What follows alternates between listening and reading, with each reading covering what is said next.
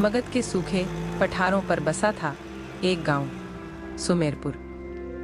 वहीं एक टूटी फूटी झोपड़ी में रहता था महेश, एक गरीब, मेहनती और ईमानदार युवक जिसे किस्मत बार बार धोखा देती रहती थी।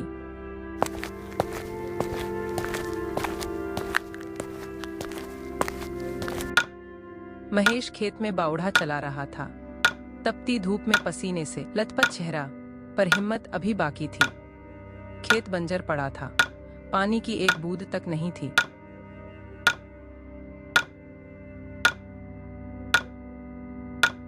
हाँ, इतनी मेहनत की हमने, फिर भी हमारे खेतों में कुछ ना उगो। हमारी तकदीर तो ऐसो लग रहा है कि सच में पत्थर पर ही लिखी गई है।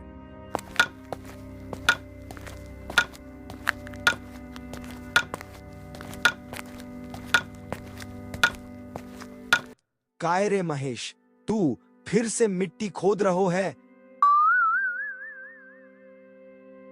हमने तो सुना है कि इस बार तो बीज ने भी मना कर दियो, हम इस मिट्टी पर ना उगेंगे।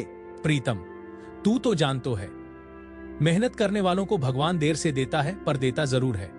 तेरे हिस्से का भगवान तो भूल गयो। पूरा गांव कहतो है तू तो जन्मजात बदकिस्मत है। हाँ, ज्यादा खींखी मत कर, दांत न दिखा। बड़े आए, हमने भी सुने हैं लोग क्या क्या कहते हैं। अबे तू भी न महेश, सपनों की रोटी पर जिंदा है। कम से कम हमारा दिल तो जिंदा है प्रीतम, और उम्मीद भी। प्रीतम हंसते हुए वहां से चला गया। शाम को महेश अपने घर लौटा। उसकी माँ मिट्टी के चूल्हे के पास बैठी थी, पर चूल्हा ठंडा पड़ा था। बेटा, लगता है भगवान ने तेरी तकदीर बिना स्याही की कलम से लिखी है। ए अम्मा, तुम ही तो सिखाती हो, हिम्मत कभी नहीं हारनी चाहिए। पर बेटा, जब पेट भूखा हो और किस्मत अंधी, तब माँ का दिल कांप जाता है। अपने दिल को जरा थाम ले अम्मा।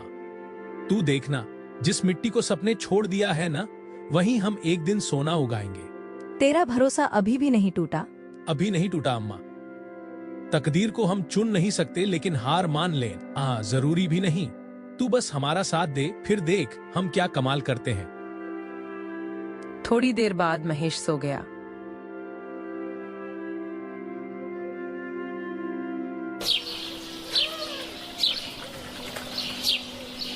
अगली सुबह वह खेत जाने की तैयारी कर ही रहा था, तभी माँ बोली, बेटा, घर में लकड़ियां खत्म हो गई हैं, चूल्हा कैसे जलेगा? ठीक है अम्मा, मैं जंगल से लकड़ियां ले आता हूँ, फिर खेत चला जाऊंगा। कहकर महेश जंगल की ओर निकल पड़ा।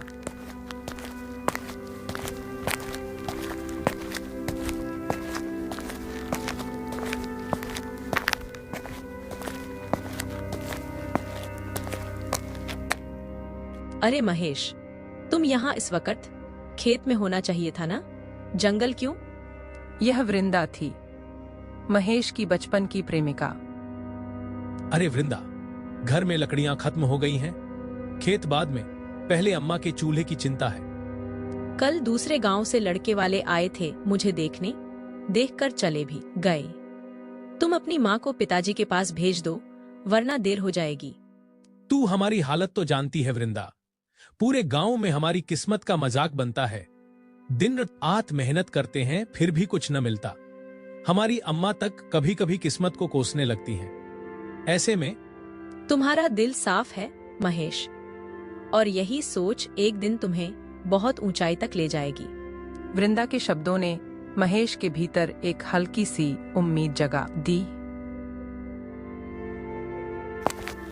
वह जंगल की ओर बढ़ गया, पर इस बार उसके भीतर कुछ और ही चल रहा था।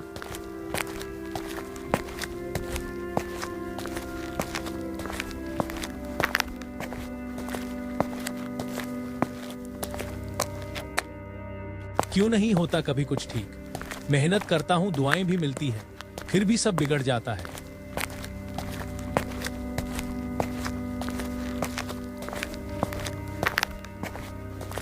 सोचते सोचते वो लकड़ियां काटने लगा।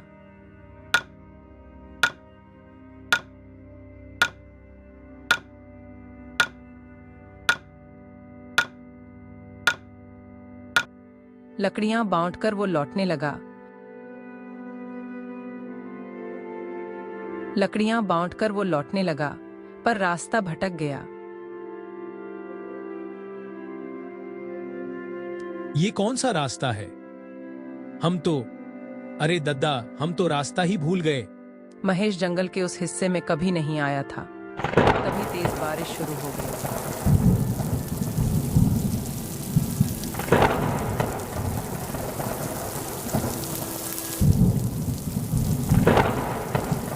अरे ये क्या मुसीबत है, अब बारिश भी।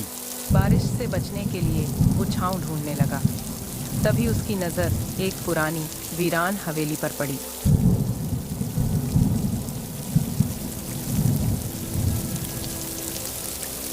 हाँ, ये वही हवेली है जिसके बारे में कहते हैं कि यहाँ से अजीब अजीब आवाजें आती हैं। हे भगवान, ये तो बरसों से वीरान पड़ी, पर बारिश में। डरते डरते महेश उस हवेली की ओर बढ़ा। बारिश तेज थी और भूख भी सताने लगी थी।